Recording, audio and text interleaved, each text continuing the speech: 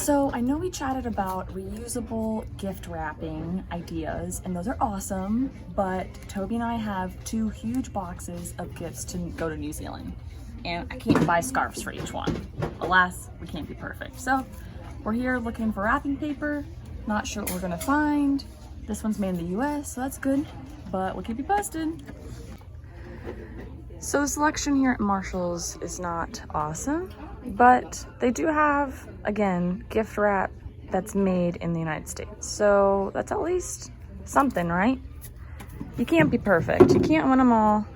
And I can't wrap 20 gifts with scarves. So we're gonna try. Maybe the next store will have some FSC paper. But I always say trying is better than not doing anything. This one's made in China. Probably not awesome. I don't know. I'm trying to do the right thing here. So we weren't really lucky with the Christmas wrapping, but we're going with 2 made in the United States birthday wrapping, which we need that too, because New Zealand family, they all have birthdays in December. So we're trying, doing our best. So long story short, don't sweat the small stuff. Even if you can't be perfect, do what you can. And at least I got the wrapping paper in the reusable bag. Doing my best.